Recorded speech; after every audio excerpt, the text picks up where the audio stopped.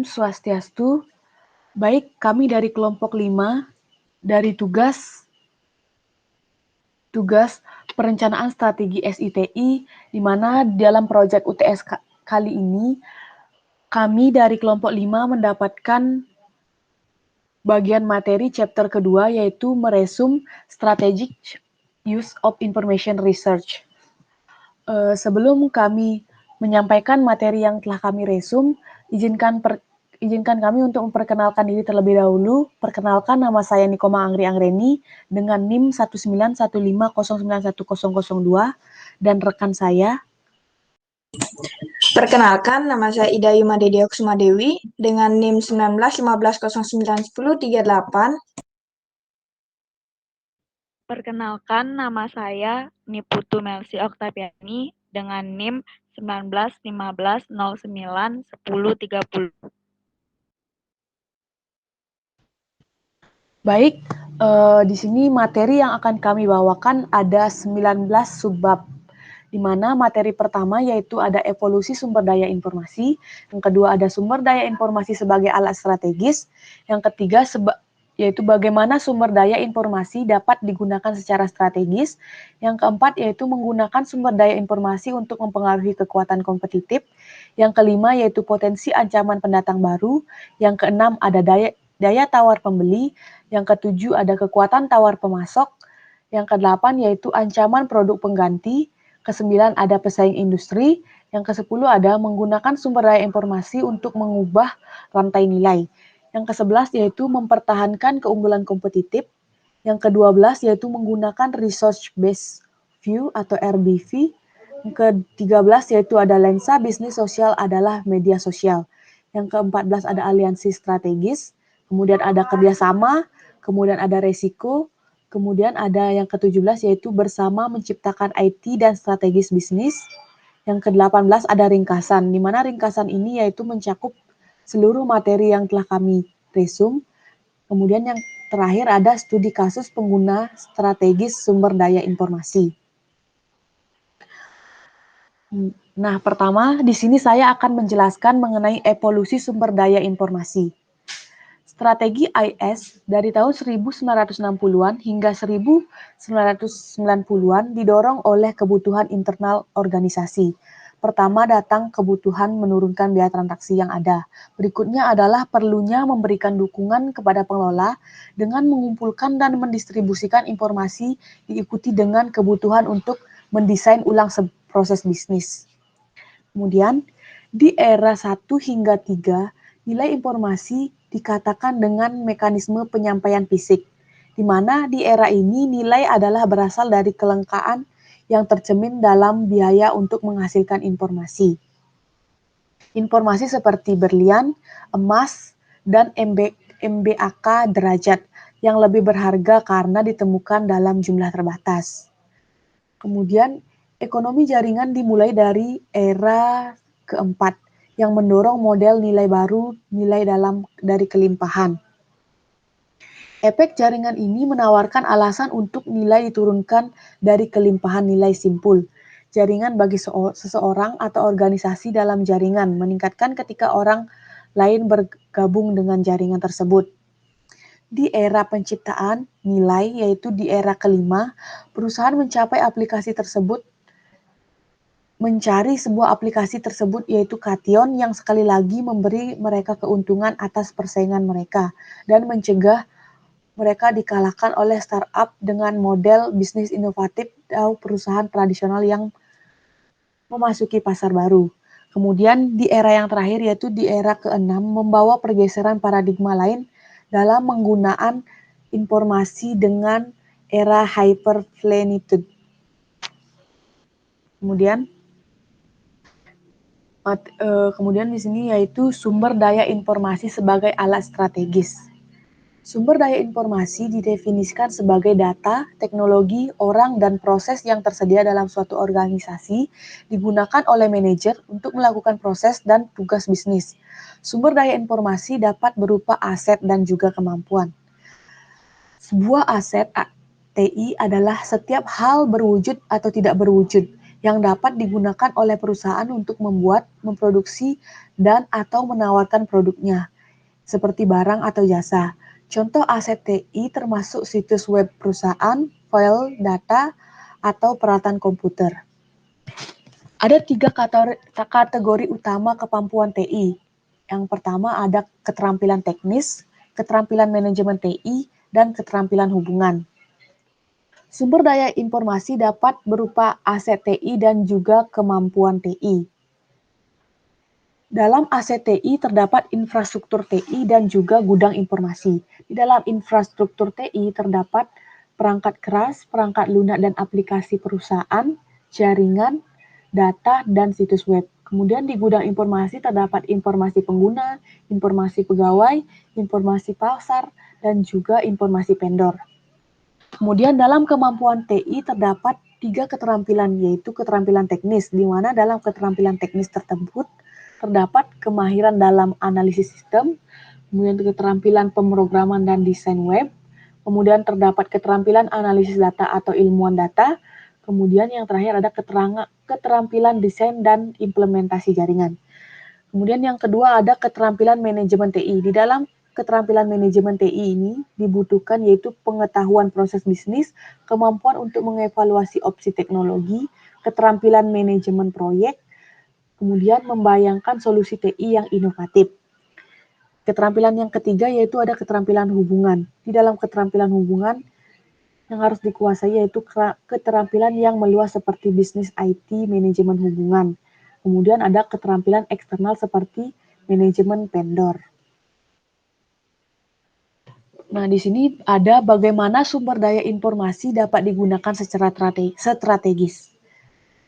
3 pandangan yang dapat membantu seorang manajer umum menyelaraskan strategi IS dengan strategi bisnis, yaitu yang pertama, tampilan pertama menggunakan model 5 kekuatan kompetitif oleh Michael Porter untuk melihat pengaruh utama pada lingkungan kompetitif perusahaan, di mana sumber daya informasi harus diarahkan secara strategis untuk mengubah kekuatan kompetitif untuk menguntungkan posisi perusahaan di industri.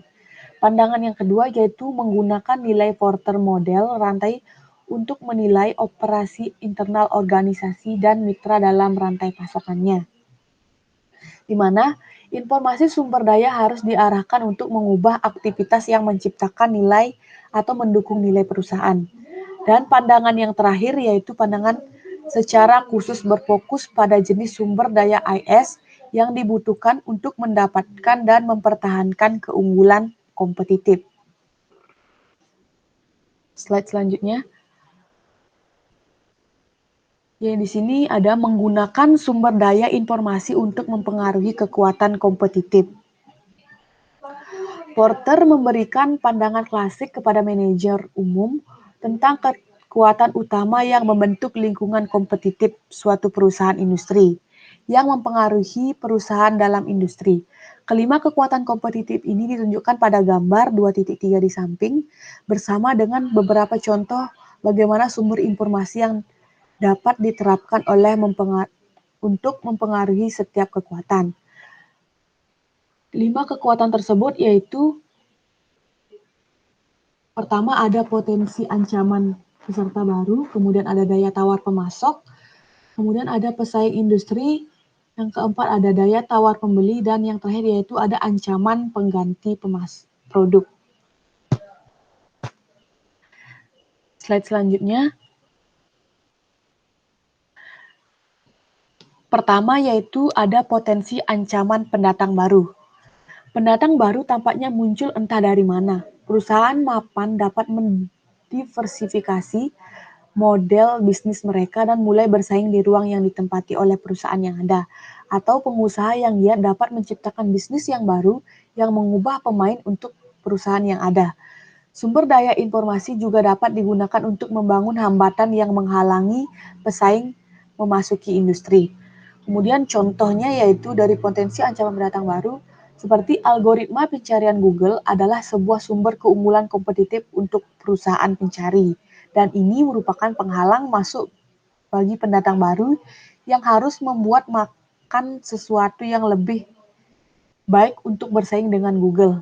Pendatang baru gagal mengikis pangsa pasar Google yang mana memegang teguh 65% di Amerika Serikat dan lebih dari 90% di Eropa. Yang kedua ada daya tawar pembeli, di mana pelanggan seringkali memiliki kekuatan yang besar untuk mempengaruhi lingkungan persaingan.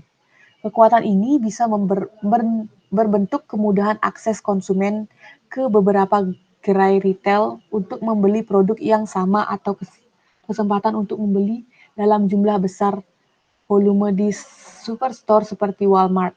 Sumber daya informasi dapat digunakan untuk membangun biaya switching yang membuatnya lebih sedikit menarik bagi pelanggan untuk dibeli dari pesaing. Biaya pengalihan dapat menjadi aspek apapun dari pembeli keputusan yang mengurangi kemungkinan mengalihkan pembelinya ke pesaing. Contoh dari daya tawar pembeli yaitu Amazon.com opsi satu klik yang dipatenkan mendorong pembelian kembali dengan membuat pembelian lebih mudah. Pembeli toko Amazon.com informasi termasuk nomor kartu kredit default, metode pengiriman, dan alamat kirim ke, sehingga pembeli dapat dilakukan dengan satu klik, menghemat upaya konsumen untuk memasukkan kembali data dan pilihan berulang lebih lanjut. Kemudian yang ketiga ada kekuatan tawar pemasok. Daya tawar pemasok dapat mengurangi pilihan perusahaan dan akhirnya profitabilitasnya. Pemasok seringkali berusaha keras mengunci pelanggan melalui penggunaan sistem dan mekanisme lainnya. Kekuatan daya tawar terkuat ketika sebuah perusahaan memiliki sedikit pemasok untuk dipilih. Kualitas masukan pemasok sangat penting untuk produk jadi, atau volume pembelian tidak signifikan bagi pemasok. Contoh dari kekuatan daya tawar pemasok yaitu perusahaan baja kehilangan sebagian daya tawar mereka atas industri otomotif karena produsen mobil mengembangkan sistem kendali mutu berteknologi maju untuk mengevaluasi baja yang mereka beli. Produsen sekarang dapat menolak baja dari pemasok jika tidak mempengaruhi tingkat kualitas yang disyaratkan. Kemudian selanjutnya yaitu ada ancaman produk pengganti. Potensi produk substitusi di pasar bergantung pada kemauan pembeli untuk melakukan substitusi rasio harga ke kinerja relatif dari pengganti dan tingkat biaya peralihan yang dihadapi pembeli. Pengganti yang menyebabkan ancaman berasal dari banyak sumber. Inovasi internal dapat mengkanibal aliran pendapatan yang ada untuk perusahaan, mempertahankan pelanggan dalam keluarga produk iPhone daripada beralih ke pesaing lain. Ancaman mungkin datang dari kemungkinan inovasi baru yang membuat produk sebelumnya menjadi usang. Contoh dari ancaman produk pengganti yaitu tablet telah mengurangi pasar laptop dan komputer pribadi. Sistem GPS telah menjadi pengganti pada kertas. Kamera digital telah membuat kamera film dan film menjadi usang. Dan musik MP3 telah mengurangi secara drastis pasar untuk piring hitam, pemutar piringan hitam, CD, dan pemutar CD. Aplikasi berbasis web gratis merupakan ancaman bagi perangkat lunak vendorware yang mengenakan biaya untuk produk mereka dan yang tidak memiliki pengiriman berbasis web. Kemudian selanjutnya akan dijelaskan oleh rekan saya. Silakan. Baik, selanjutnya itu ada pesaing industri. Ketika perusahaan dalam suatu industri mulai menerapkan bisnis standar proses dan teknologi, itu dapat menghasilkan lingkungan yang kurang kompetitif di industri. Salah satu cara pesaing membedakan diri mereka dengan produk yang tidak terdiferensiasi adalah melalui penggunaan kreatif dari information system. Manajer umum dapat menggunakan 5 model kekuatan kompetitif untuk mengidentifikasi kekuatan kunci saat ini mempengaruhi persaingan. Untuk mengenali penggunaan sumber daya informasi, untuk mempengaruhi kekuatan, dan untuk mempertimbangkan kemungkinan perubahan dalam kekuatan dari waktu ke waktu. Contoh penggunaan 5 Porsche pada perusahaan Zara. Yang pertama itu Trade of New Entrant. Zara IT mendukung kelompok perancang spesialis pasar, manajemen produksi, dan perencanaan produksi. Yang kedua itu ada Bargaining Power of Buyer. Baru-baru ini, Zara menggunakan teknologi laser untuk mengukur 10.000 wanita relawan sehingga dapat menambahkan pengukuran pelanggan yang nyata ke dalam repositori informasi. Kemudian yang ketiga, Bargaining Power of Supplier. Mesin pemotong yang dikendalikan komputer memotong hingga 1.000 lapisan sekaligus. Kemudian yang keempat, itu ada rivalry among existing competitor. Zara melacak tren terkini dan berfokus untuk memenuhi preferensi pelanggan trendy dengan fashion yang murah. Kemudian, Trade of Substitute Product of Service. IT membantu Zara menawarkan garis yang sangat modis yang diharapkan bertahan lama sekitar 10 kali pakai. Selanjutnya, menggunakan sumber daya informasi untuk mengubah rantai nilai. Model rantai nilai membahas aktivitas yang membuat, menyampaikan, dan pendukung produk atau layanan perusahaan. Setiap aktivitas dapat mempengaruhi bagaimana aktivitas lain dilakukan. Menunjukkan informasi itu, sumber daya tidak boleh diterapkan secara terpisah. Kerangka-rangka nilai menyarankan bahwa persaingan berasal dari dua sumber, yaitu menurunkan biaya dan nilai tambah pada suatu produk dan jasa sehingga pembeli akan membayar lebih. Sistem nilai merupakan kumpulan rantai nilai perusahaan terhubung melalui hubungan bisnis dan melalui teknologi. Nah, dari perspektif ini, berbagai strategi ada peluang untuk menggunakan sumber daya informasi untuk mendapatkan keunggulan kompetitif. Mengoptimalkan proses internal perusahaan seperti rantai pasokan, operasi, dan hubungan pelanggan. Proses dapat menjadi sumber keunggulan kompetitif lainnya. Dalam penerapan model Zara, rantai nilai pada contoh Zara di bawah ini akan menjelaskan nilai ditambahkan ke aktivitas utama dan dukungan Zara yang disediakan oleh sistem informasi. Nah, penerapannya itu ada aktivitas utama dan aktivitas penunjang. Aktivitas utama itu logistik dalam negeri, menggunakan strategi just in time, yang didukung TI menghasilkan inventaris yang diterima saat diperlukan. Kemudian itu ada operasi, sistem informasi mendukung keputusan tentang bahan, potongan, dan titik harga. Kemudian logistik keluar, pakaian berpindah bermil-mil dari bahan berjalan otomatis di pusat distribusi dan menjangkau toko dalam waktu 48 jam sejak pemesanan. Kemudian pemasaran dan penjualan. Itu pos di toko yang terhubung ke kantor pusat melacak bagaimana barang dijual dan pelanggan menanyakan apa yang mereka inginkan. Dan layanannya itu tidak fokus pada layanan pada produk. Kemudian ada aktivitas penunjang. Yang pertama itu ada organisasi. IT mendukung kolaborasi erat antar desainer, manajer toko, spesialis pasar, manajer produksi, dan perencana produksi. Kemudian ada manajer sumber daya. Manusia dilatih untuk memahami apa yang menjual dan melaporkan data kepada desainer setiap hari. Manajer adalah kunci untuk membuat pelanggan merasa didengar dan berkomunikasi dengan kantor pusat untuk menjaga setiap toko dan seluruh lini pakaian Zara dalam mode terkini. Kemudian ada teknologi. Teknologi terintegrasi untuk mendukung semua aktivitas utama. Staf TI Zara bekerja dengan vendor untuk mengembangkan conveyor otomatis untuk mendukung aktivitas distribusi. Kemudian yang terakhir itu ada pembelian. Integrasi vertikal mengurangi jumlah pembelian yang dibutuhkan. Selanjutnya ada mempertahankan keunggulan kompetitif. Pertimbangkan industri perbankan sebagai contoh bagus yang telah mengalami banyak perubahan selama 5 dekade terakhir. Nah, dekade terakhir baru-baru ini banyak bank yang menyediakan layanan perbankan seluler yang memungkinkan pelanggan melakukan penyetoran dengan menggunakan ponsel dan kamera untuk mengambil foto yang sebelumnya perlu diserahkan secara fisik.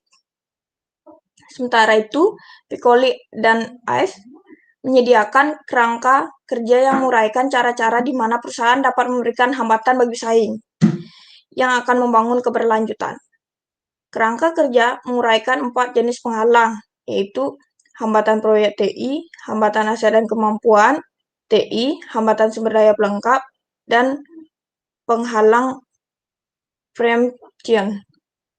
Nah, gambar di bawah ini untuk definisikan dan beberapa contoh salah satunya. Jika proyek agak kecil, maka perusahaan harus fokus pada yang lain, pada tingkat penghalang yang lain. Jika perusahaan dapat membangun loyalitas dengan pelanggan yang menghargai inovasi, persaingan 2 bulan keuntungan bisa berubah menjadi keuntungan 2 tahun atau lebih. Jika perusahaan bisa menangkap data berharga tepat di awal, perusahaan peniru mungkin tertinggal jauh di belakang. Juga membangun kemitraan atau mengamankan hak eksklusif atas beberapa teknologi selanjutnya dapat memperlambat pesaing. Selanjutnya itu ada menggunakan Research Based View atau RBV. Nah, Research Based View ini berguna untuk menentukan apakah strategi perusahaan bisa menciptakan nilai dengan menggunakan IT. Seperti model rantai nilai, RBV ini berkonsentrasi pada area yang menambah nilai bagi perusahaan. Nah, seperti kerangka Piccoli and Ive, RBV ini berfokus pada mempertahankan keunggulan kompetitif, tetapi melalui penggunaan sumber daya daripada meningkatkan daya saing hambatan. Nah, sumber daya untuk mencapai keunggulan kompetitif. Sumber daya berharga dan langka yang harus dimanfaatkan perusahaan untuk memberikan peringkat sumber daya mampu membantu perusahaan mencapai keunggulan yang kompetitif. Sumber daya berharga jika mendukung perusahaan menjadi lebih efisien, efektif, atau inovatif. Ini adalah sumber daya langka ketika perusahaan lain tidak memilikinya. Misalnya, saat ini banyak bank yang berpikir untuk tidak berbisnis tanpa aplikasi mobile banking. Selanjutnya itu ada sumber daya untuk mempertahankan keunggulan kompetitif.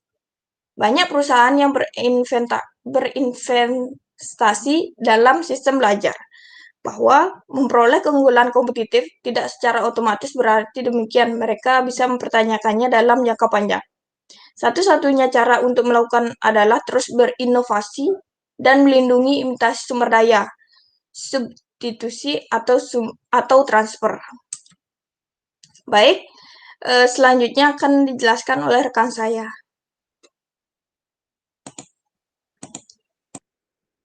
Baik, di sini saya akan menjelaskan mengenai modal sosial.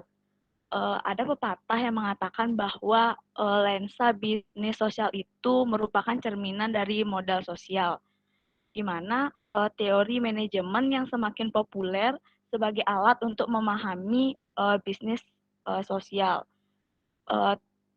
Teori dari modal sosial ini merupakan jumlah sumber daya dan potensial yang berasal dari hubungan jaringan yang dimiliki oleh individu atau unit sosial, di mana hubungan jaringan tersebut memiliki 3 dimensi yang saling terkait, yaitu dimensi struktural, dimensi relasional, dan dimensi kognitif. Dimensi struktural berkaitan dengan pola hubungan dalam jaringan, seperti siapa yang terhubung dengan siapa. Kemudian dimensi relasional berkaitan dengan bagaimana orang-orang yang terhubung berinteraksi. Dan yang ketiga ada dimensi kognitif, di mana dimensi kognitif berkaitan dengan cara orang berpikir dalam hubungan jaringan tersebut, khususnya apakah mereka memiliki interpretasi yang sama seperti bagaimana cara orang yang terhubung itu berpikir. Selanjutnya, modal sosial tersebut memiliki tujuan tersendiri. Yang pertama itu secara khusus dalam aplikasi bisnis sosial, modal sosial dapat mempermudah mendapatkan informasi yang dibutuhkan untuk melakukan tugas atau terhubung dengan orang-orang penting. Kemudian dalam tim pengembangan sistem informasi, modal sosial memiliki tujuan untuk dapat meningkatkan kemampuan anggota tim untuk mengkoordinasikan tugasnya dalam menyelesaikan suatu proyek. Kemudian, selain adanya teori modal sosial, ada juga teori berbasis sumber daya, di mana teori berbasis sumber daya tidak mempertimbangkan jenis sumber daya yang berbeda.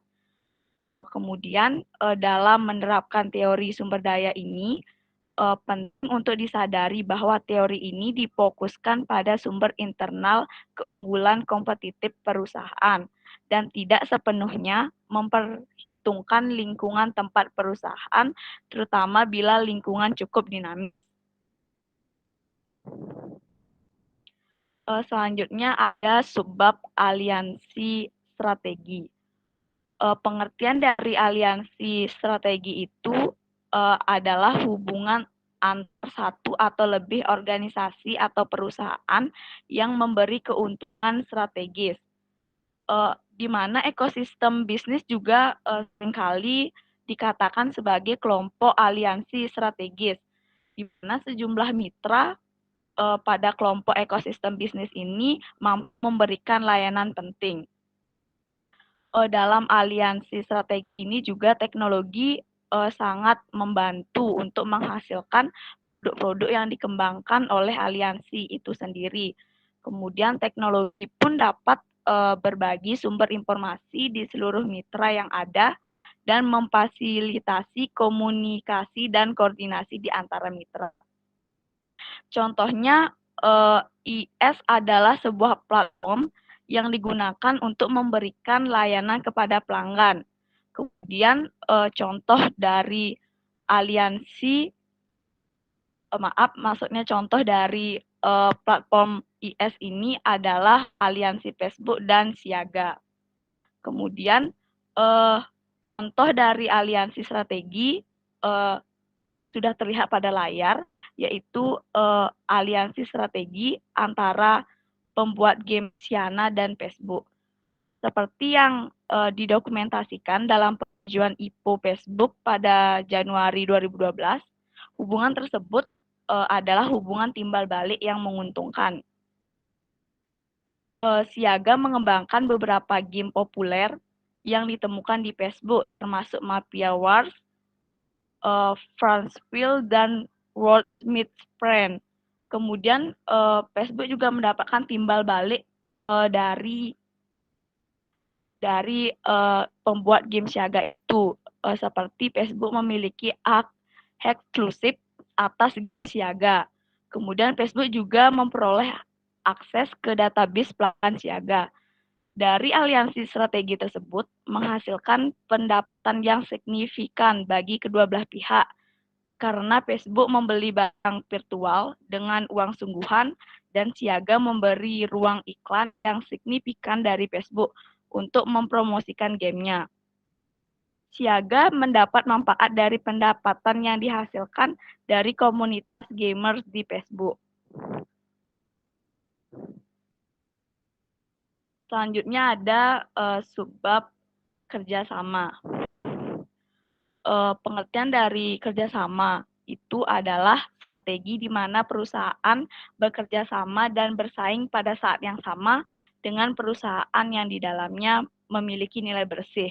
Nilai bersih yang dimaksud itu mencakup perusahaan, pesaing, pelanggan, pemasok, interaksi di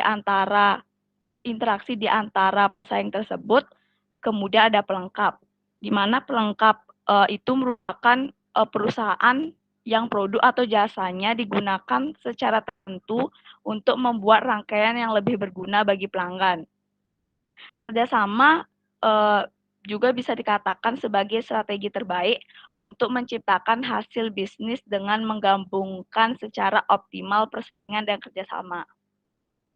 Contoh dari kerjasama itu sendiri bisa dilihat pada perusahaan Covisitcom, di mana Covisitcom ini pernah menjadi tuan rumah pasar elektronik industri otomotif yang tumbuh dari konsorsium pesaing store. termasuk General Motors dan lain-lain. Lalu untuk memenuhi kebutuhan fungsional di seluruh siklus hidup produk, perusahaan Covisit menawarkan dukungan untuk kolaborasi atau kerjasama, kemudian rantai pasokan manajemen, pengadaan, dan manajemen mutu. Perusahaan Covisitcom juga telah memperluas platform bisnis ke mitra untuk industri lain, termasuk perawatan kesehatan, manufaktur, ilmu kehidupan, makanan dan minuman, serta minyak dan gas. Jadi kerjasama seperti ditujukan oleh perusahaan Covisit tidak hanya merampingkan operasi internal pendukungnya, tetapi juga memiliki potensi untuk mengubah industri. Selanjutnya ada resiko. Ketika sistem informasi dipilih sebagai alat untuk mengalahkan pesaing, maka perusahaan harus menyadari banyak risiko yang mungkin muncul. Beberapa risiko yang mungkin muncul yaitu yang pertama adanya kompetitor yang sejenis, di mana sebuah perusahaan dapat menerapkan IS untuk mendapatkan keunggulan kompetitif hanya untuk menemukan pesaing yang lebih besar dengan kantong yang lebih dalam. Kemudian yang kedua ada mendemonstrasikan waktu yang buruk. Misalnya terkadang pelanggan tidak siap menggunakan teknologi yang dirancang untuk mendapatkan keuntungan strategis. Dan yang ketiga ada mengimplementasikan IS dengan produk seperti sistem informasi yang gagal karena tidak diimplementasikan dengan baik. Selanjutnya yang keempat ada gagal memberikan apa yang diinginkan pengguna, seperti sistem yang tidak memenuhi kebutuhan sasaran pasar, kemungkinan besar perusahaan tersebut akan gagal. Kemudian yang kelima ada bertentangan dengan hukum. Penggunaan IS secara strategis dapat mendorong proses pengadilan jika IS mengakibatkan pelanggaran hukum atau peraturan. Kemudian ada subbab mengenai bersama menciptakan IT dan strategi bisnis. Penyelarasan strategi TI dengan strategi bisnis digunakan untuk memastikan menerima nilai maksimum dari investasi TI dan memperoleh nilai maksimum peluang untuk mencapai strategi bisnis.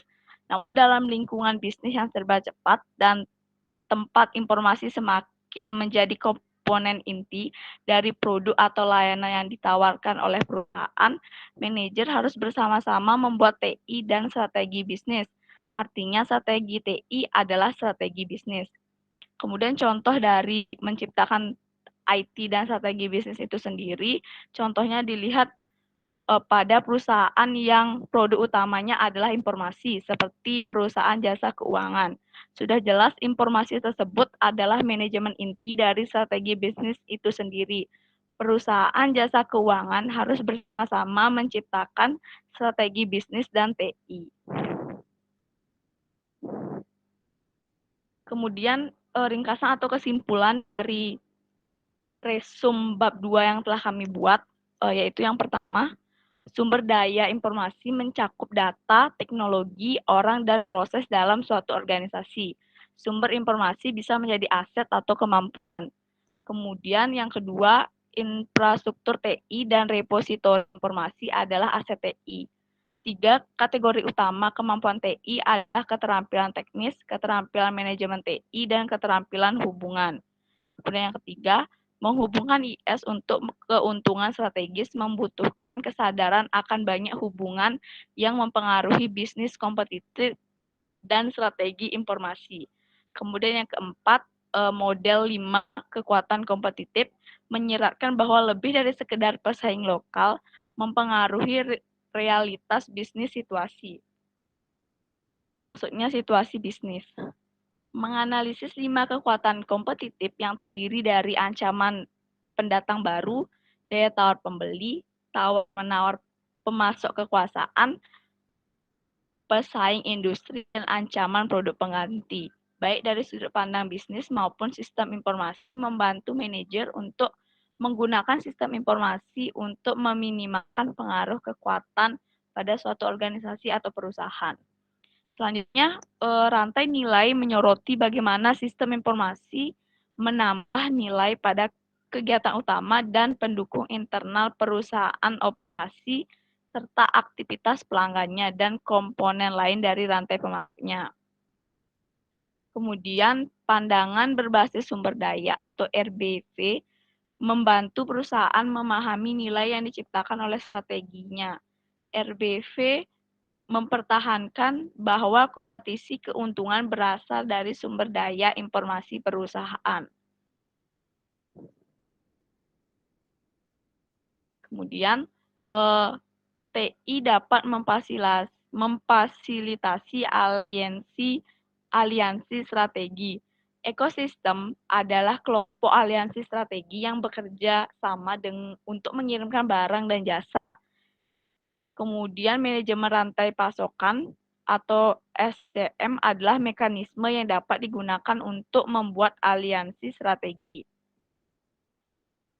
Kemudian kerjasama adalah pengaturan kompleks di mana perusahaan bekerjasama dan bersaing pada saat yang sama dengan perusahaan lain yang di dalamnya memiliki nilai bersih.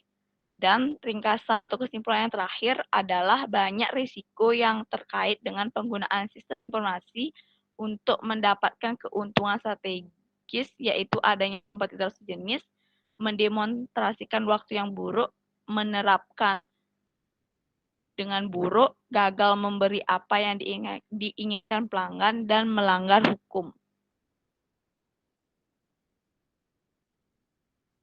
Selain itu, penggunaan strategi sumber daya informasi juga terdapat studi kasus agar lebih mudah dipahami. Jadi studi kasusnya itu adalah perusahaan growing, adalah perusahaan inovatif dengan potensi tinggi, di mana growing merupakan perusahaan yang menjual kupon internet untuk acara, layanan, dan item populer lainnya yang mungkin ingin dibeli oleh pelanggan. Di mana model bisnis dari perusahaan growing merupakan model bisnis yang tidak berkelanjutan. Selain sejumlah besar mitra yang menganggap transaksi dari perusahaan growing ini tidak menguntungkan, pengamat juga mencatat bahwa perusahaan growing tidak memproduksi apapun yang bernilai dan itu tidak menambah nilai apapun bagi mitranya.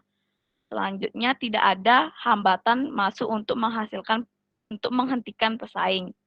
Di bulan Mei 2011, lebih dari 450 pesaing yang menawarkan diskon dan penawaran sejenis seperti perusahaan growing, di antaranya Restoran.com, Overstock.com, Wood.com, dan Amazon.com. Tetapi growing dapat mengatasi pesaing yang sejenis dengan menambahkan strategi bisnisnya dengan kemampuan seruler dan layanan baru.